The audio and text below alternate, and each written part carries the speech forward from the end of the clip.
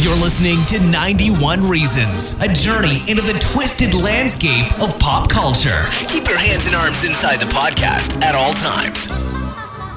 And now, the voice, Jeff Tucker. Where have I been? That's a good question. Where have I been? I've been like everybody else. I've been home. I was stuck home for over a year because of the pandemic and California's rules. Even though we went out, the idea was you were supposed to stay home. You weren't supposed to go anywhere. And you'd think, isn't that the idea? Like, oh my God, I'm going to have all this free time. And I'm going to be able to do whatever I want. For the first time, I have hours upon hours. Except the thing we didn't count on was that the television, the conduit that comes into our house, would tell us every day, here in California at least, that we're all going to die. The governor got on TV and said that by August of 2020, millions and millions of Californians would have it, and that the Navy was sending rescue ships to help us, and that you'd be laying in a hospital bed in the parking lot. And I remember driving by, there was a hospital on La Palma, and seeing like an outside triage. And it's constant bombardment of another grim milestone. And it just wears on you. And having never been through anything like this, ever. I lived through AIDS. The AIDS epidemic was crushing to people in the 80s and the early 90s. If you weren't there, you have no idea. It was everywhere. You must not have sex. If you have sex, you're going to die. Well, that was easy for a guy like me. There was no danger of me getting AIDS because no one was sleeping with me. So I didn't have that fear. So this was different. This was different in that the virus was floating in. It was on the mail. It was on the milk you were bringing from the store. It was on the shopping cart that you were pushing around the store. I remember having a moment of like, I touched the cart. What do I do? I have to wash up. If I touch my nose, if I adjust my mask. So it was pummeling. And if you're a creative person, that kind of stress just grinds on you. It just wears you down. I didn't work on my novel for almost 2 years.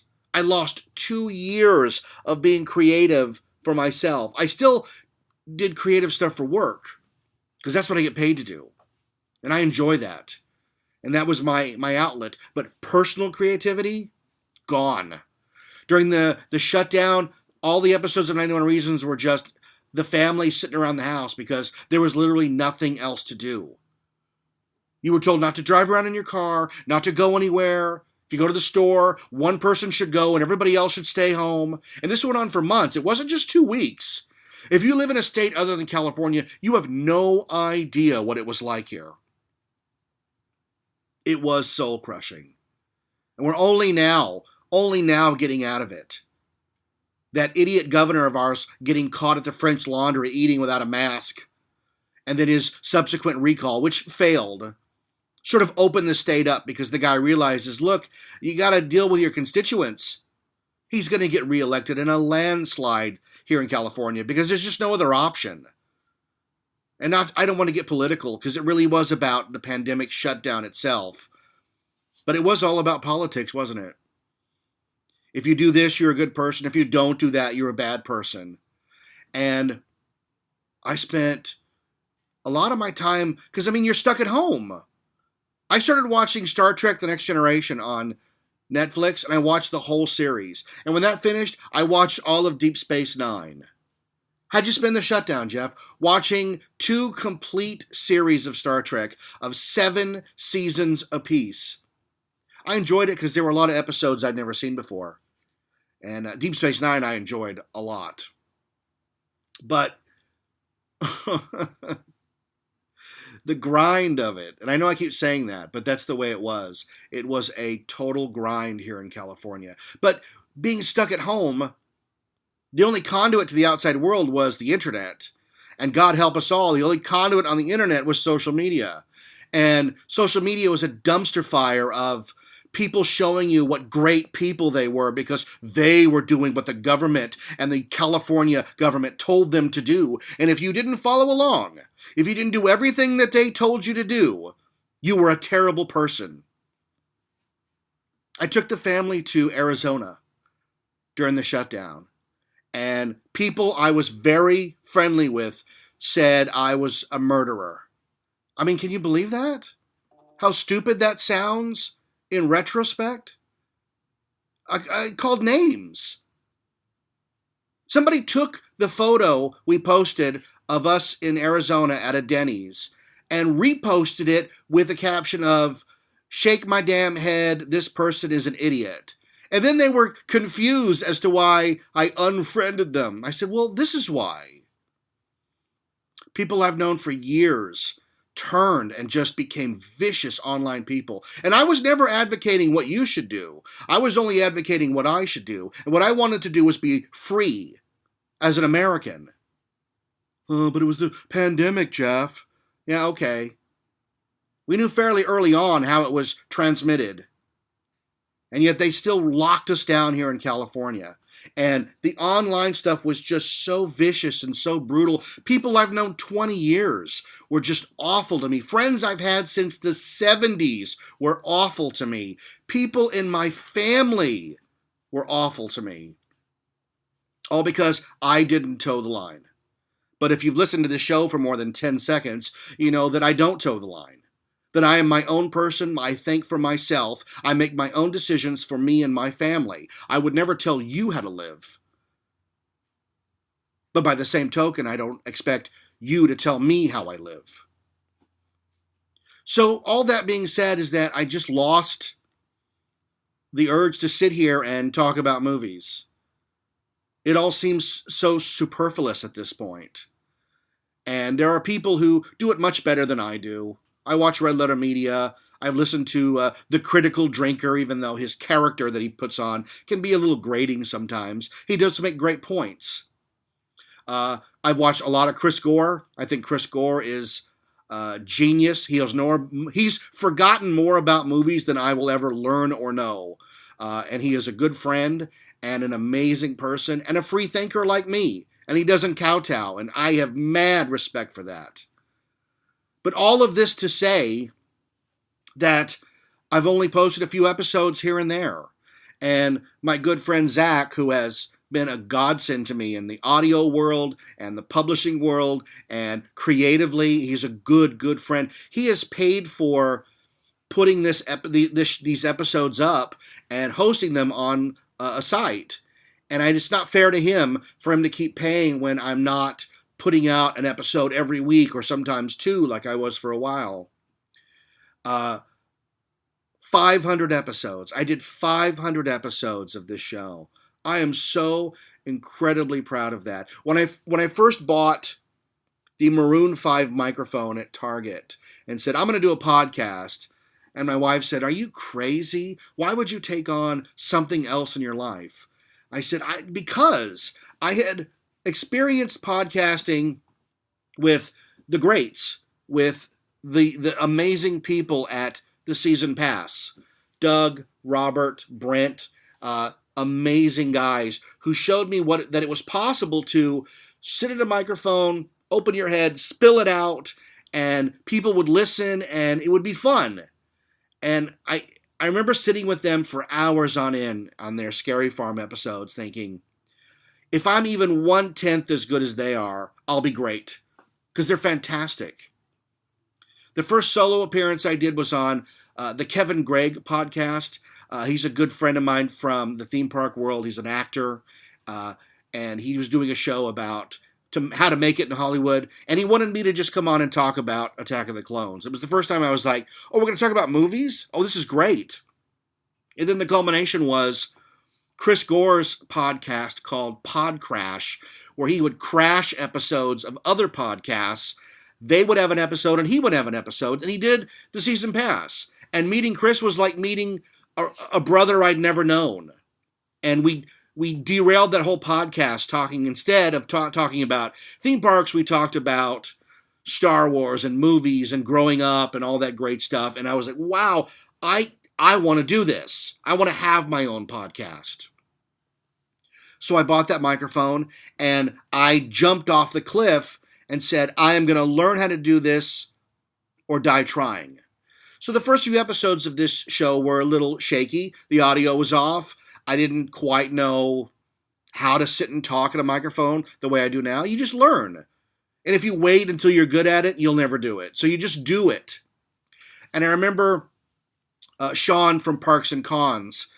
He does a podcast, or he did. I know he still does his amazing stuff on YouTube. He put me on like stuff I'm listening to, and I was like, oh my God, someone's listening. And that just sort of changed everything. Hendel, another good theme park friend, bought me a microphone and said, you got to use a real microphone. I'm still using it. I'm recording this episode on the microphone Hendel bought me. Michael Bondi, another theme park friend, started really supporting the show. David Markland, Rick West,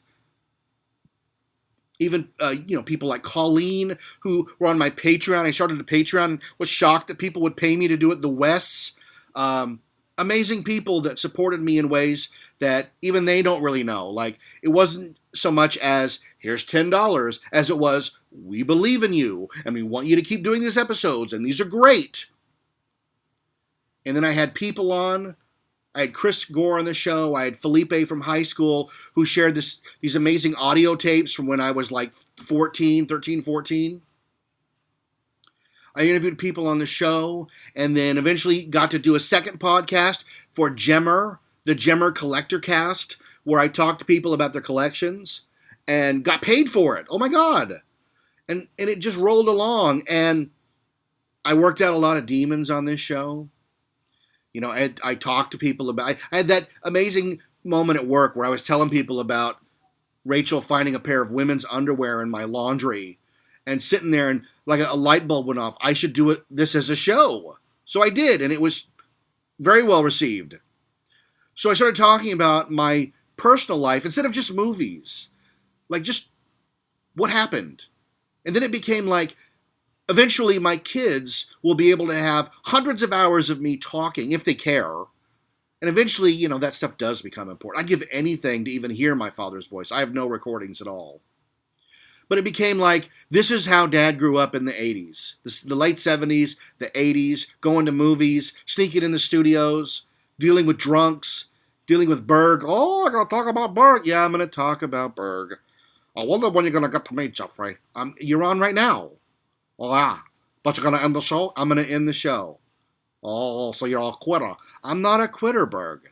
A quitter never starts. A quitter does a little bit and then runs. This is 500 episodes. Oh, 500 episodes. That was the podcaster. Yeah, I'm a podcaster, Don. And what did I do?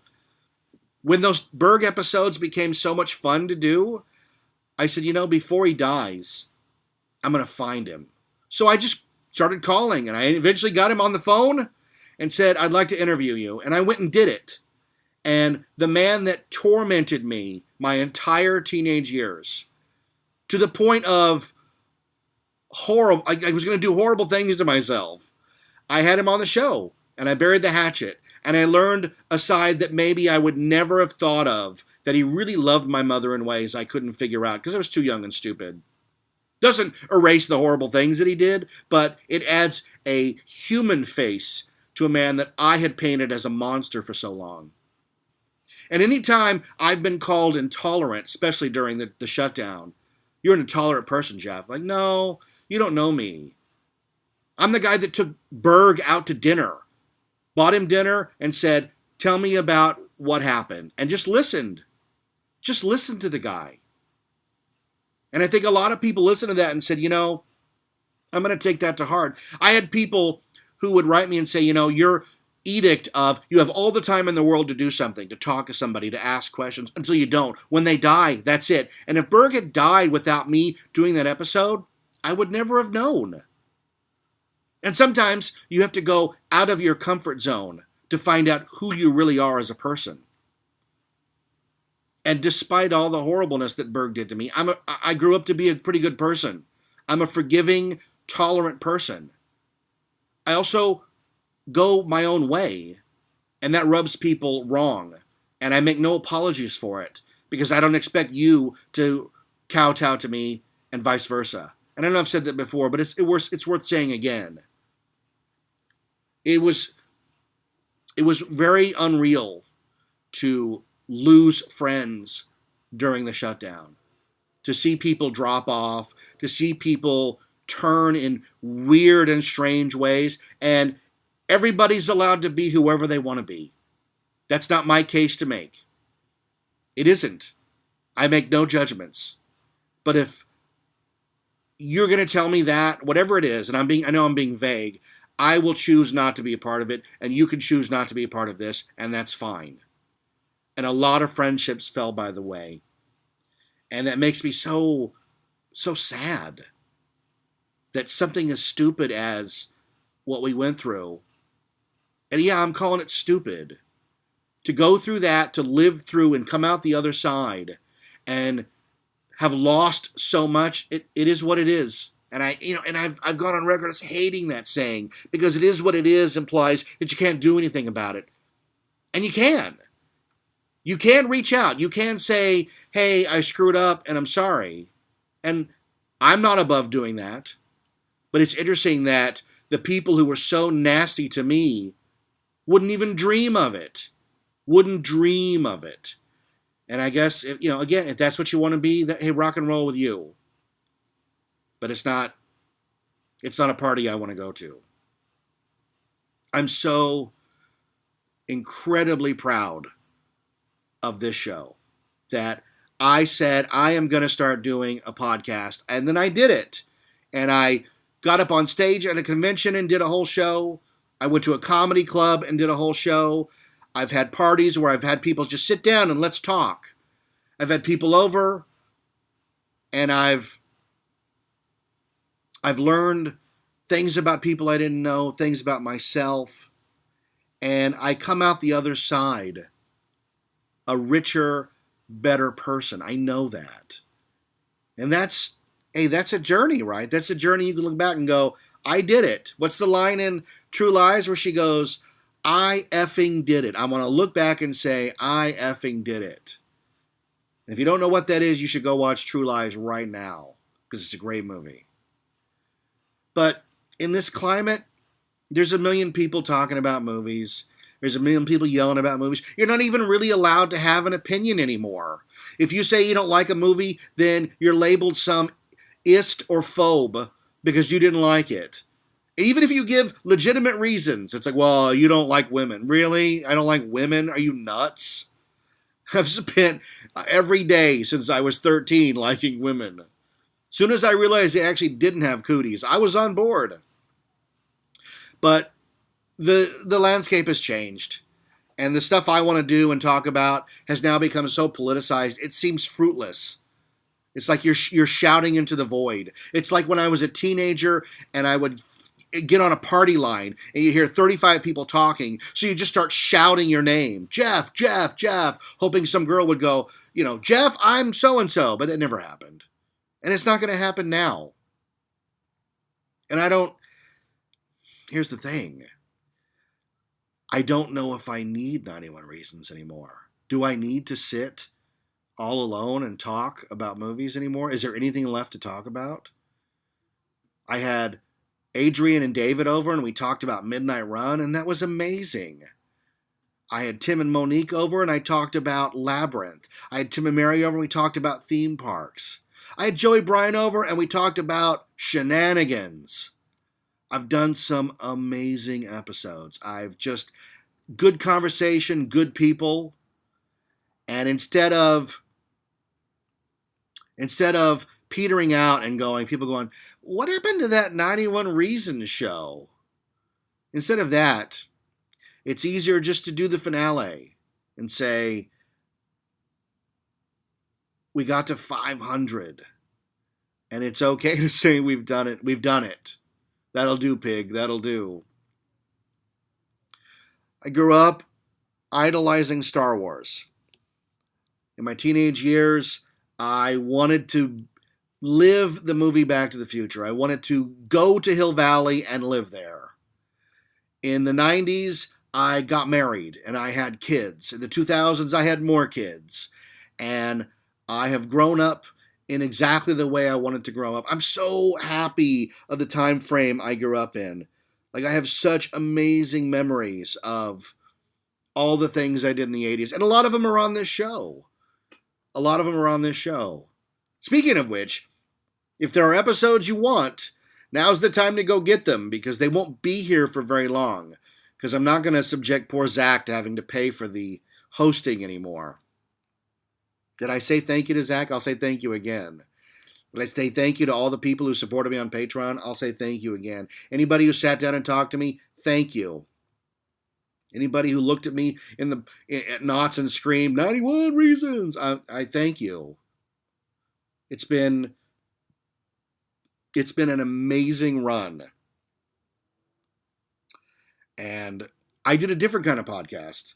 I was raw. I was honest. I talked directly to you as if we were having a conversation. I know there were people like Mark who yelled back at the radio, which makes me very proud. I mean, Mark wrote 91 Reasons at the top of Galaxy's Edge, for God's sake. How awesome is that? It's there forever. That's freaking amazing. Made friends because of the show. Lost friends because of the show. How weird is that? Like, how weird is that? We still have Tucker Time, the YouTube channel. If there's ever a movie I need to sit and talk about, I'll just make a video and I'll put it on YouTube. There's no charge for hosting it there, so I'm not leeching off anybody by posting on there. Can't really talk raw on there. They'll throw you right off, but I'll do what I can. I will survive, right? Thank you. Thank you to everyone for putting up with this weird person talking to you, and all the memories that I shared on this show of Berg, drunks, the 80s, selling doors, creating a Halloween maze in my yard when I was 12, drama, all the plays I did, the weird show I did at the reunion right before the world went to hell. I mean, that was crazy. Where I sat at the edge of the room watching everybody dance and saying, I felt like an alien. Still do. It's been great. Where are we going? I don't know. We don't need roads where we go. We don't need anything. We just need good conversation. What does he say in Reality Bites? $5. Cigarette, cup of coffee, good conversation. Only I don't smoke, and I prefer iced coffee. So make an addendum to that, Ethan Hawke. You see, I'm stalling. I'm totally stalling. Thank you all. This was, let me try it again. I want to really nail it. I'm Jeff Tucker. I want to thank my family for coming on the show. We talked Homestuck with my kids. My wife bared her soul in a couple of episodes. I reached out to my kids and told them I love them. And I showed that you can open your heart and speak your mind and be a true person. And it can work.